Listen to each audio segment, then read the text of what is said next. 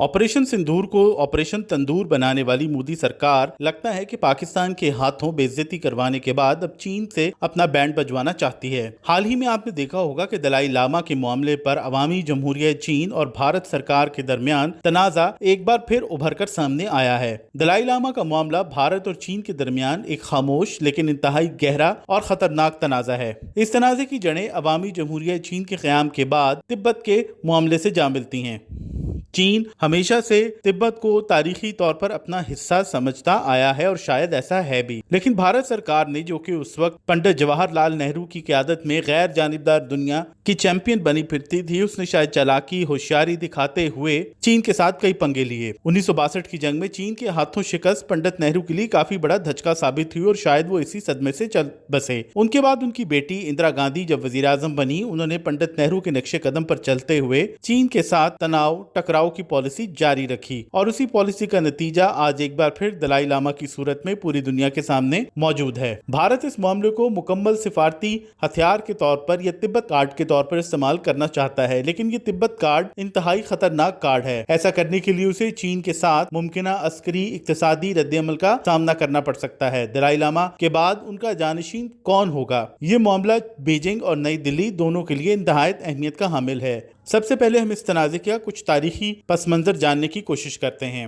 दलाई लामा का तनाज़ा एक अहम सिफारती, जोग्राफियाई, नजरियाती कशमकश है, जिसकी जड़ें 1950 की दहाई में पीपल्स रिपब्लिक ऑफ चाइना के तिब्बत को अपनी हुदूद में जम करने से जा मिलती हैं। ये मसला सिर्फ दलाई लामा की जात तक महदूद नहीं, इसके ऊपर बाज़ हवालों से तिब्बत की सो कॉल्ड खुद मुख्तारी, चीन का एक्सपेंशनिज्म, भारत के स्ट्रेटेजिक मफादात, भारतीय क़यादत की चालाकी होशियारी, भारत का इलाके में सुपर थानेदार या मिनी सुपर पावर बनने का अज़्म, ख्वाब और इससे बहुत सारी जुड़ी दीगर चीजें हैं। बुनियादी तनाज़ा यही है कि दलाई लामा, जिन्हें तिब्बत का रूहानी सियासी पेशवा माना जाता था, 1959 में चीनी हुकूमत के एक ऑपरेशन के बाद भागकर भारत पहुंच गए, जहां भारत सरकार ने उन्हें हाथों हाथ लिया। न सिर्फ उन्हें पनाह दी, बल्कि हिमाचल प्रदेश के शहर धर्मशाला में उन्हें तिब्बत की एक जिला वतन हुकूमत कायम करने की इजाजत दी, जो कि खुल्लम खुल्ला चीन के साथ टक्कर थी। और इस टक्कर का नतीजा फिर 1962 में इंडो चाइना वॉर की सूरत में भी निकला। बीजिंग का मौकफ है कि दलाई लामा एक अलहदगी पसंद हैं, जो तिब्बत को चीन से अलग करना चाहते हैं, लेकिन भारत उन्हें एक रूहानी पेशवा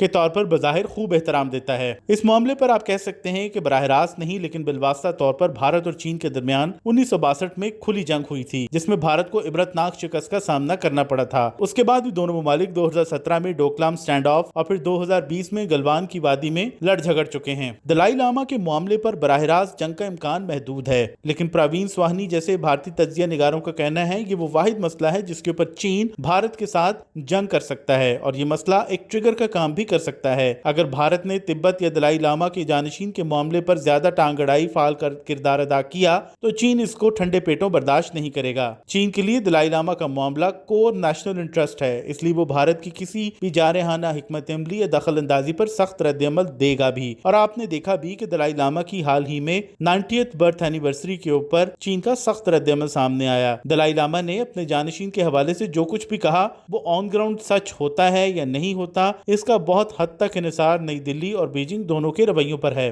भारत दलाई लामा को तिब्बत कार्ड के तौर पर इस्तेमाल करना चाहता है, लेकिन आज के दौर में शायद तिब्बत कार्ड इतना मौसर नहीं रहा। भारत हमेशा से दलाई लामा और जलावतन तिब्बती हुकूमत की मौजूदगी को एक स्ट्रेटेजिक लिवरेज के तौर पर देखता है, ताकि वो उसे चीन के खिलाफ सिफारती दबाव के लिए इस्तेमाल कर सके। हाल ही में दलाई लामा की जानशीनी पर जो तनाज़ा शुरू हुआ है, उसमें चीन ने भारत को सख्त तनबीह की है या ढके छुपे अल्फाज में धमकी दी है। भारत और चीन के दरमियान पहले से मौजूद सरहदी कशीदगी पर भी एक बार फिर शिद्दत तारी होती दिखाई दे रही है। दलाई लामा की जानशीनी से मुतल्लिक बयानात पर बीजिंग ने नई दिल्ली को सख्त वार्न किया है। नई दिल्ली में चीनी सिफारत खाने ने तो सबसे पहले रद्द-ए-अमल दिया और कहा कि दलाई लामा का दोबारा जन्म या जानशीनी का मामला मुकम्मल तौर पर चीन का अंदरूनी मामला है। इस पर भारत का कोई भी मौक़िफ़, मुदाखलत दोनों मुल्कों के ताल्लुकात में मजीद बिगाड़ पैदा कर सकता है। चीन का यह बयान भारतीय वजीर खारजा जयशंकर के दौरा चीन से पहले सामने आया था, और दौरा चीन में भी भारतीय वजीर खारजा कोई खास तीर चलाने में कामयाब नहीं हुए, चीन का कोई मौक़िफ़ नहीं बदल पाए। जयशंकर का दौरा 2020 की मोहलिक सरहदी झड़पों के बाद इंडिया और चाइना के दरमियान पहला आला सतह का राब्ता है। इन झड़पों में कम से कम 20 भारतीय और 4 चीनी फौजी मारे गए थे। रॉयटर्स का कहना है कि हाल ही में दलाई लामा की 90th बर्थडे तकरीबात भारत में मुनक्किद हुई। तकरीबात में भारत के वज़रा और आला हकाम हमें अगली सफ़ों में बैठे दिखाई दिए, जिसने चीन को शदीद नाराज किया है। चीन ने एक बार फिर खुलकर कहा है कि वो दलाई लामा के मामले के ऊपर भारत की दखलंदाजी कबूल नहीं करेगा। दूसरी तरफ दलाई लामा एक बार फिर कह चुके हैं कि उनकी जानशीनी में चीन का कोई किरदार नहीं होगा। भारत ने इन बयानात को अपनी रियासती खुदमुख्तारी की खिलाफ वर्जी करार दिया है। नई दिल्ली में चीनी सिफारत खाने के तर्जुमान के मुताबिक तिब्बत या ज़ीयांग का मामला इंतहाई हसास है। दलाई लामा का कार्ड खेलना भारत के लिए बोझ बन सकता है। चीनी दफ्तर खारजा की तर्जुमान मैडम माओ मिंग ने भी इसी हवाले से बड़े दो टोक अल्फाज में भारत को वार्न किया था कि वो आग से खेलने से बाज रहे, जबकि चीनी सिफारत खाने का कहना है कि ऐसा करना भारत के लिए अपने पांव पर गोली मारने के मुतरादिफ होगा। भारत में इस वक्त तकरीबन 70,000 तिब्बती पनाहगज़ीन और एक नाम निहाद जलावतन तिब्बती हुकूमत भी मौजूद है।